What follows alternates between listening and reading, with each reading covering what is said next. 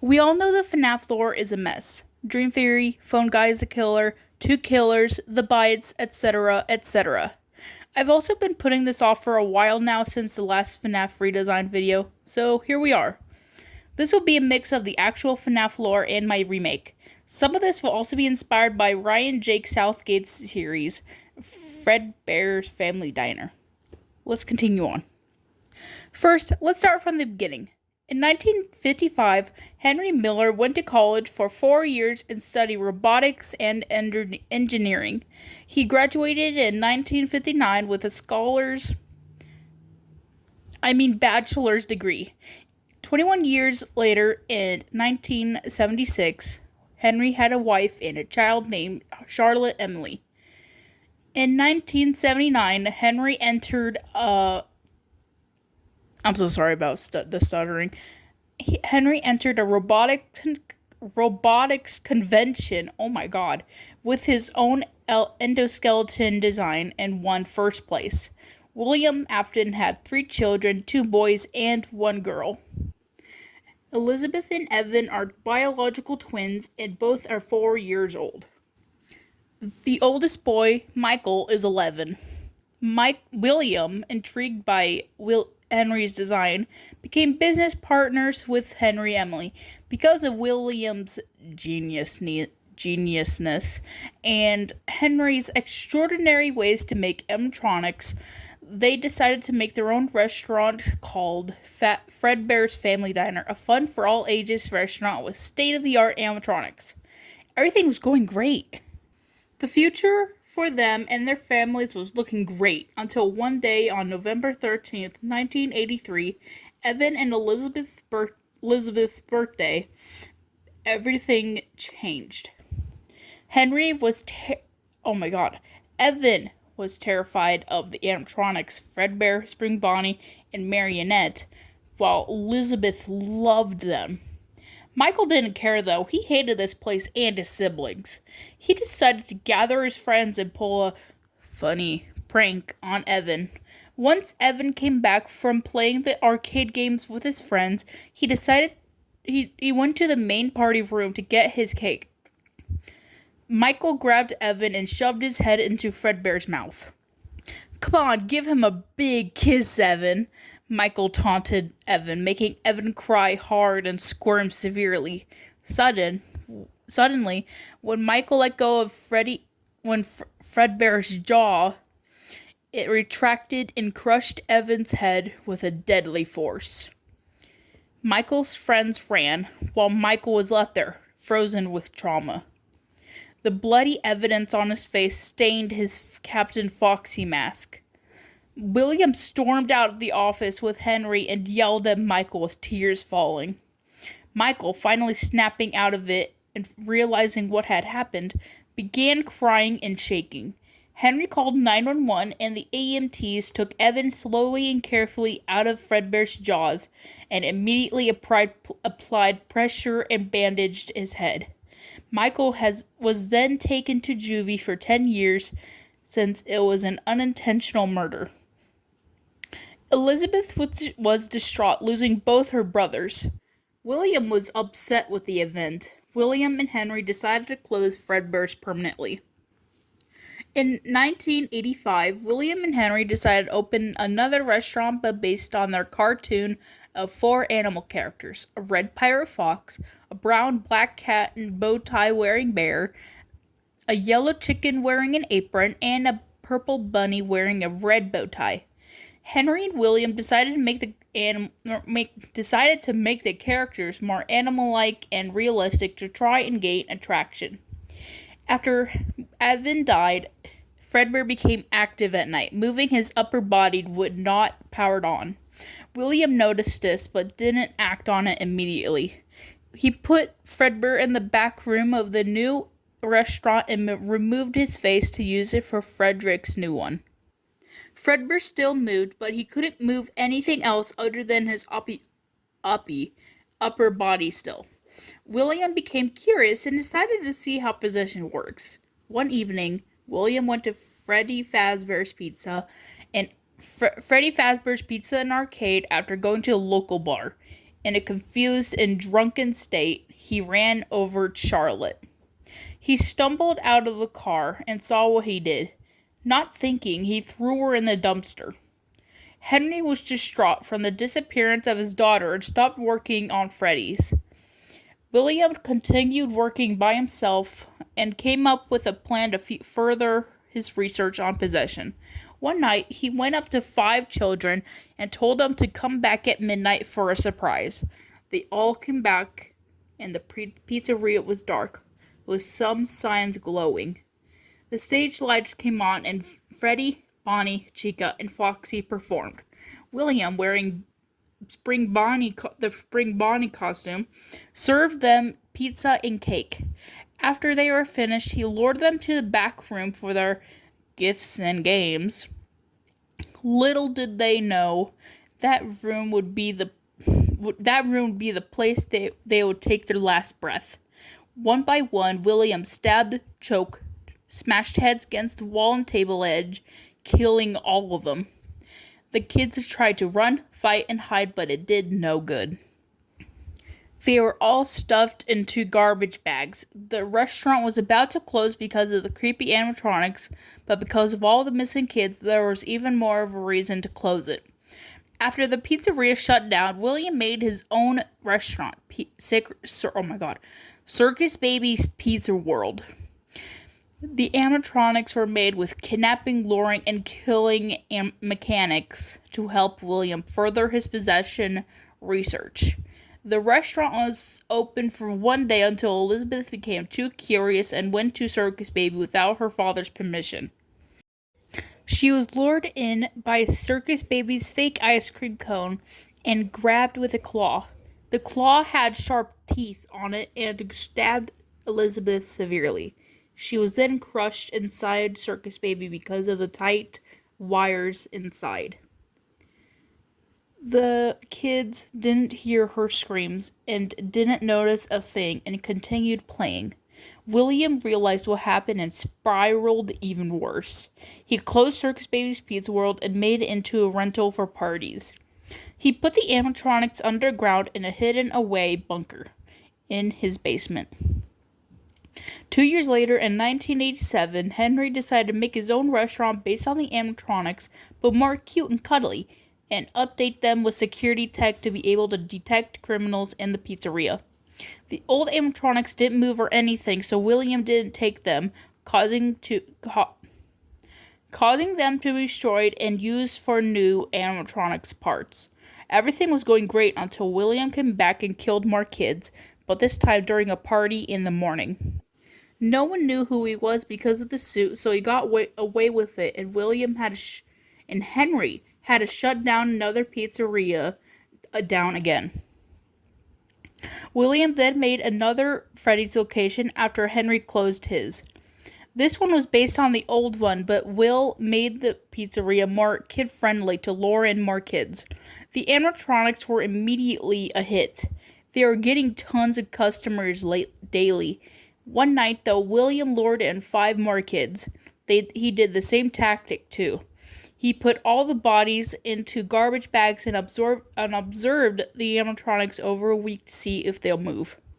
The animatronics moved their upper bodies, clearly confused and trying to get off the stage. William touched them, walked around them, and taunted them to see how they'll react. Their movements got rough and quick. William closed the restaurant and continued to taunt them until the souls left the bodies and went after William. Will ran to the back room and put on the suit, hoping to put fear into the souls, but they didn't care. They were angry. They threw all kinds of items at him until Cassidy grabbed a knife from the kitchen and Andrew went behind William with all the souls surrounding him.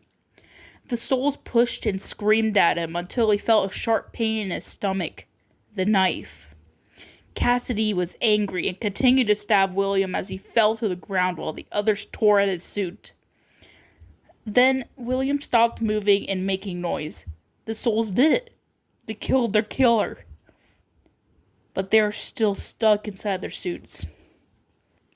After serving the remaining 7 years in adult prison, Michael was now 25 years old and finally returned home. He was expecting William and his father, but they were gone. The house was empty and quiet. Michael saw a note on the counter in the kitchen that reads, "Michael, I know by the time you're reading this, you're out of juvie.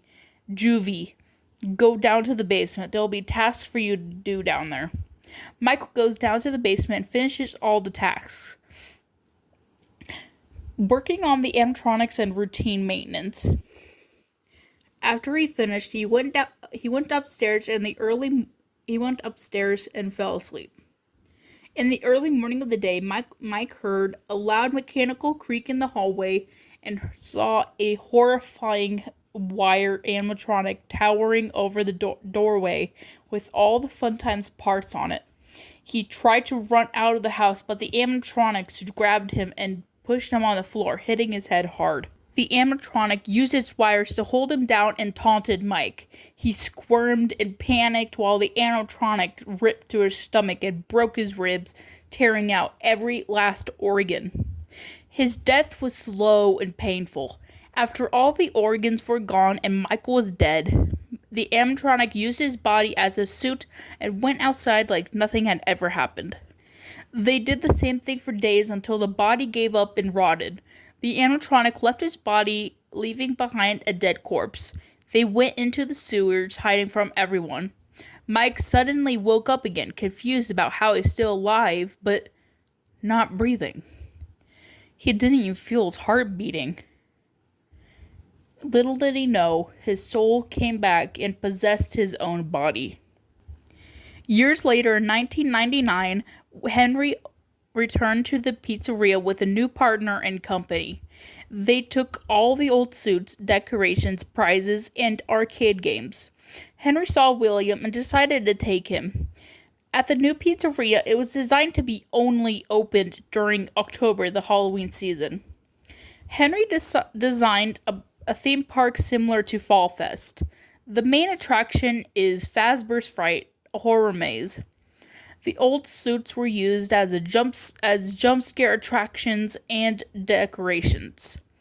William Afton was locked up in an attraction as a jump scare along with the other ones. It stayed open for 7 years. Mike grabbed a baggy black hood, pants, boots, black gloves, and a black mask and bandage covering all the exposed rotted spots. He then went to Fazbear's Fright and saw his father. He decided to apply for a night guard there. On his first night, he got a call from Henry. Henry told Michael everything about his father. The murders, the experiments, everything. Henry then told him there was a gas canister and lighter. Michael then set the attraction on fire, burning all of Fazbear's remaining history. William screamed at Michael, taunting him still, but Mike didn't listen and stayed. He didn't want to be alive anymore because of the torment, the rotting, everything. He was dead. He's supposed to be dead. I'm sorry, I repeated that part. Hold on. Afterwards, the remaining souls were free. But Cassidy was angry and wanted William to suffer severely. She let the other souls rest while she put him into a permanent purgatory with him stuck inside an office with all the animatronics trying to kill him over and over and over and over again. Years later, in 2019, Henry was 83. His body was beginning to give up until one night he died in his sleep. The company he partnered with took over his and William's business and made a VR game. It joked about the past history and showed the fake experiences of night guards, mechanics, and many other workers. Vanessa, a game tester, decided to try it out herself. She played it and noticed a glitching rabbit. She went up to it and immediately was hypnotized by its eyes. She became unstable when she overheard a new mall for Fazbear's was opening the following month. The next month, she went there and applied for a night guard. But instead of patrolling, she was dressed in a plush white rabbit suit inspired by William's old one. She lured kids in during the day to convince them to come back the following night and killed them. One of the other workers, Cassie's dad, wanted to grab something from the room but saw the bodies. He almost ran out of there to call the police, but Vanessa came and stabbed him. She then stuffed his body parts into a garbage bag. She did it a second time the next week, and Gregory was one of them. He wondered what it was about and followed his friends there. They ran off in separate directions, leaving Gregory alone. He searched everywhere for them while avoiding aggressive animatronics until he saw the hidden room with all their bodies in bags. He was frozen in fear until Vanessa walked up behind him. Oh, what an unfortunate end for all your friends. It was such a shame if you were to join them, wouldn't it? She laughed, taunting him mercilessly. She then brought out her kitchen knife, laughing even more hysterically. Gregory ran for his life to a nearby exit until he came across a glitching arcade. He hid away until Vanessa gave up and immediately went to it. He finished the game, Princess Quest, and heard a horrifying shriek from Vanessa. She fell to the ground, ripping her mask off. Her eye color changed from bright purple to dull green. She was shaking severely and crying. Gregory went up to her, and the animatronics ran after Gregory until they stopped and deactivated. Vanessa had a panic attack, realizing what she did for months because the glitching animatronics took over her mind. The glitching rabbit took over her mind. She led Gregory out of the Pizzaplex, and the police were waiting outside. They took her away, but she didn't fight. She knew they wouldn't believe her experience. Gregory's parents waited outside, anxious. They saw him and immediately hugged him tightly. The police asked Vanessa where the children were, and she told them, cooperating. They went back and identified each child. Their families were contacted, and there was a funeral for all of them. This was how Fazbear ended. Permanently. I didn't know what else. I didn't want to add anything else, like the Mimic, the Nightmares, or FNaF 6. So, thank you for watching. Please go check out my other videos, and I'll see you all next month. Thank you, and goodbye.